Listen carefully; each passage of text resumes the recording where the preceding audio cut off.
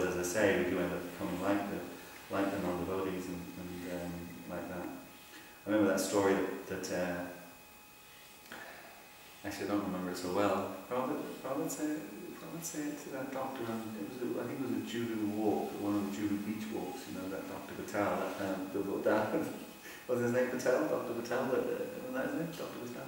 And so funny, Prabhupada really enjoyed actually, you know, having that wrestle with him, you know, where, because he was really challenging to Prabhupada actually, you know, he was really, you know, the devotees perceived that he was being really disrespectful to Prabhupada. They wanted to beat him up, you know, it's really funny. But Prabhupada, like, you know, but I'm not sure the exact exchange, but I just remember the conversation was about the reality. So if you take the atheist, you know, a young atheist, you're talking. I mean, talking to a young atheist sometimes is so frustrating because they've got the arrogance of youth, you know, and that they're not identifying with the plight, vulnerability, the precariousness, the suffering that comes with being in a material world and having a material body. They just don't identify with it. So they're very arrogant and like that. So there's, practically speaking, no point in talking to them. But this conversation was going backwards and forwards on this subject. And anyway, at the end of it, and I just thought it was such a relevant point, was that either Prabhupada said, or Dr. Patel said, I can't remember, said that you know someone's true nature. And I think they were relating it to language. You know their true language when you frighten them. So if somebody has many languages, if you speak, you know, 6, 7, 8, 9, whatever languages like that, and particularly if you're good with accents, sometimes people might not even know what your language is, you know, like that. But the point was being made that if you sneak up behind that person, just and they have no idea you're there, and then you just go, then they'll speak, and whatever language they speak, that's their language, because they're actually frightened now. They're on the spot, and they're in fear. And I know one devotee in the UK, and she's a nurse, you know, and she works in different areas of nursing, but she often works in the what's it called? What do you call it? People are dying. What's that place called? Huh? Well, no, that also. Hospice.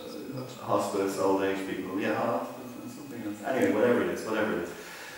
Anyway, she experiences people dying on a regular basis, you know. And she was saying to me, it's really interesting, because, you know, we know from Bhagavad Gita that there are 9 gates to the body, as we know that. The anus, the genitals, the 2 eyes, the 2 ears, 2 nostrils, and then of course top of the head, which isn't for us mouth, and then top of the head as well, which with babies you can feel that it's soft. It's a soft thing at the top of the head. It's quite amazing actually. You know, you feel like you can almost put your finger in. Anyway, so the 9 gates, and she was saying it's really interesting that. Well, no, sorry. I asked her the question actually. I asked her the question because we also. Although I couldn't give a reference for it, I'm certain it's there that, you know, it's stated somewhere that sometimes when people are leaving their body, they pass semen like that. So I asked her, does that actually happen? You know, and she says, yes, it does, but not all the time. It depends. If they leave from their anus, they'll pass stool. You know? If they leave from the ears or from the nostrils, you'll see a trace of blood, like that. And she was just saying that I said, how can you tell? I didn't ask about the mouth actually, but I said, how can you tell that they left from the top of the head? And she says, no, you can't, other than when you go into the room, when they've just passed, you already know, before you check, you already know whether they've left from the top of the head or whether they've left from some other gate. Because the atmosphere in the room, if they've left from the top of the head, the atmosphere in the room is actually very peaceful, and it feels almost auspicious, even though someone has actually died. But if they're left from any of the others, it doesn't feel so good.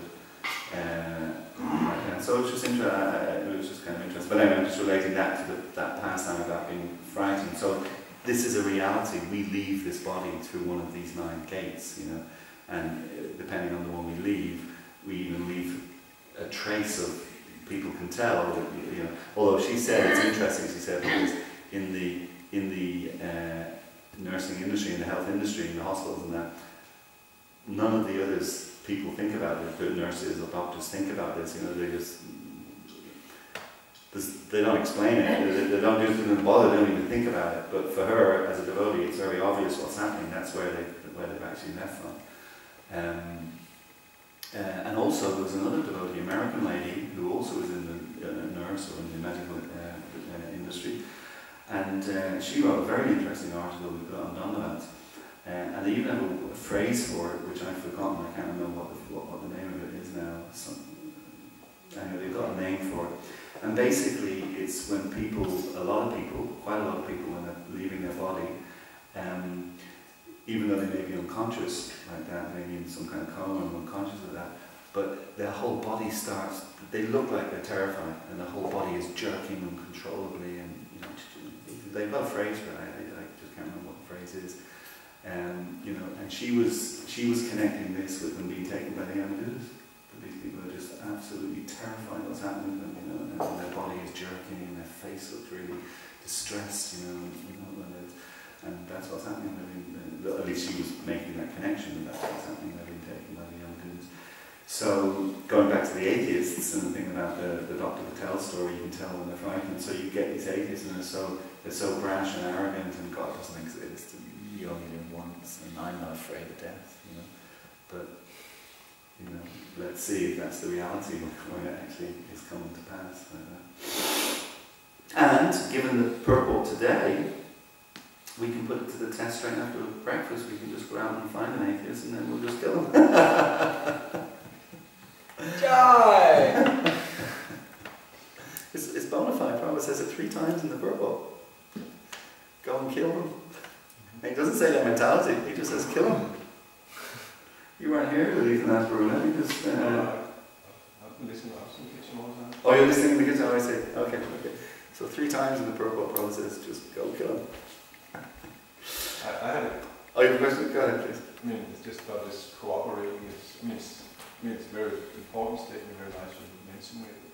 As far as I understand, the complete sentence by Prabhupada,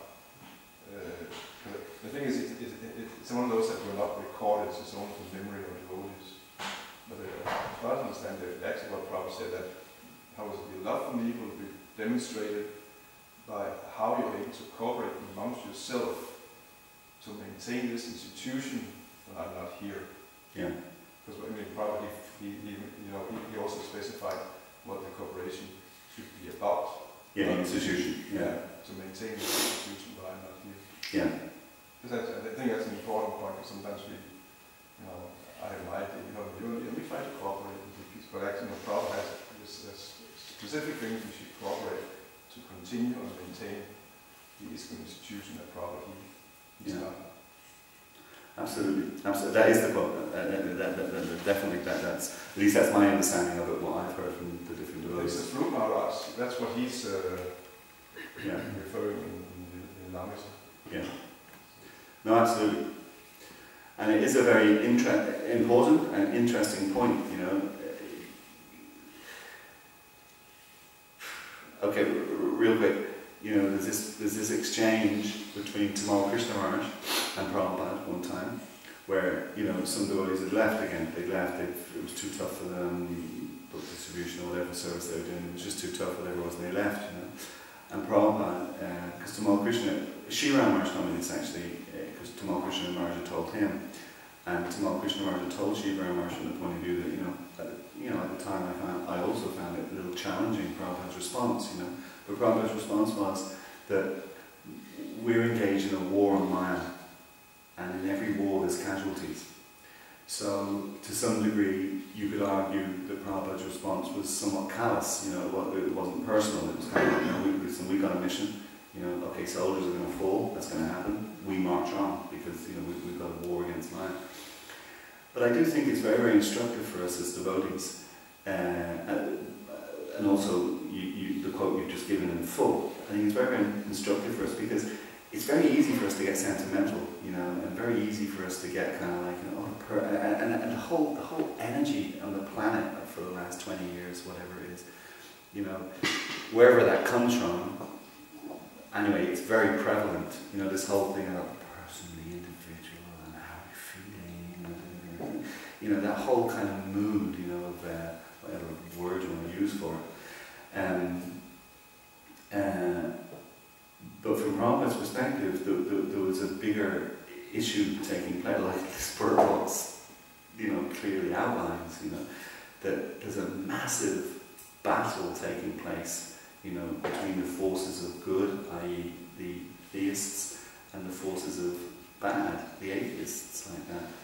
And, you know, we can't always be on top of and aware of every individual emotion of every individual person. It's just, you know, your mission would lose all its vitality and energy if you were constantly dealing with, you know, emotions and the mental platform and all that kind of thing. And another thing that comes to mind in relation to that, of course, is that in Prabhupada's will, you know, the first item is that GBC is the ultimate managing authority, but then every other item in Prabhupada's will is about property. You know, so someone can turn around and say, and I've heard, you know, it being sort of referenced that people turn around and say, it's very materialistic, isn't it? You know, say, like for a spiritual person, he's just concerned about property. But Prabhupada wasn't concerned about the property for himself, worrying about it for himself. This is his will that he's writing, you know. It's to stay in the control of the movement and the mission like that, so all of these assets can be used in pushing on Lord Chaitanya's. And then the other thing you hear sometimes is people say, well, why can't we just be like Lord Chaitanya? He doesn't have an institution, he just went out and chanted, he just went out and chanted Krishna, you know, like that. Well, the simple answer to that, of course, is that, well, we can't do that because Prabhupada told us that he wants an institution and he created an institution. That's the simple answer. But also, even if you look at Gaudiya Vaishnavism in the Western world, for all of our, you know, shortcomings and our naivety and you know, and the fact that it's a transplanted culture like that, so it's completely new to all of us, it's going to be like that. ISKCON is still by far and away the largest, and in all aspects, you know, in terms of congregation, in terms of full-time devotees, in terms of temples, in terms of whatever way, book distribution, whatever way you want to measure it, ISKCON is by far and away the largest Vaishnava movement in the Western world.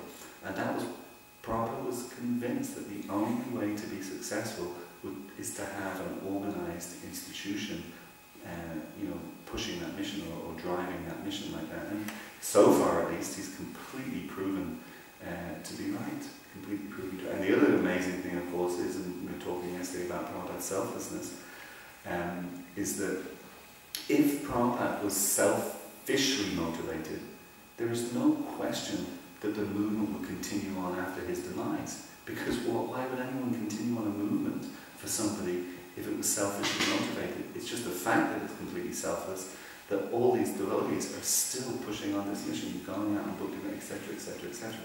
Unlike what we were talking about at the beginning in the purport, about the you know, pretenders and the pretending, you know, people who are pretending to be incarnations of God.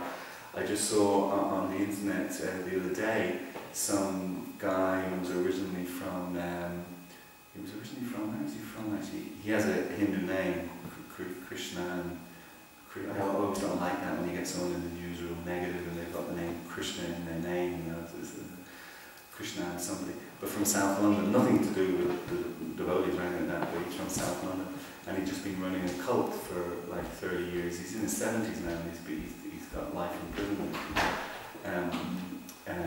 But he was raping women, you know, abusing the whole thing. And you can be sure that that's the end of his mission now. His mission's finished, you know, no one's going to continue along because it's just selfishly motivated. It was based on sense gratification. And I'm going on to a different area, but yeah, completely take that point that, you know, yeah, how we cooperate to keep the institution together, because ultimately the institution is more important than us as individuals, because the institution can continue to save unlimited amounts of fallen souls in the material world, you know, and it's also saved us. If we have some issues or some problems, and even if we drift away or whatever, ultimately it saved us because our spiritual journey has begun and we will, you know, get back to Krishna's lotus feet. But if we became just concerned about those emotional issues that we all have, and all our energy and focus went on those, the actual, your ability to then reach out and help others becomes really, really compromised, because all your energies and resources are just, you start navel gazing actually. As an institution, you start just looking inward and navel gazing, and you're not actually looking out. So, yeah.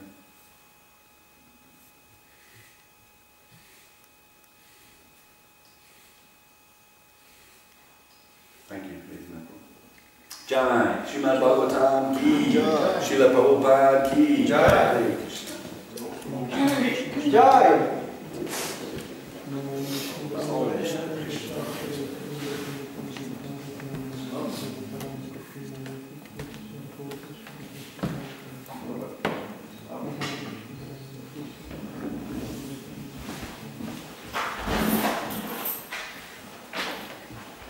Here sometimes devotees say that, you know, we are against organized religion. You know, like, I mean, it's just something to say. Some mean it seriously. Brahma is half joking. He says that sometimes. From Brahma, he's half joking person. Well, in one sense, we're against organised religion in the sense that we're not very good at organised religion. That's another point. Yeah, yeah. You know, we're a perfect example of it. Yeah.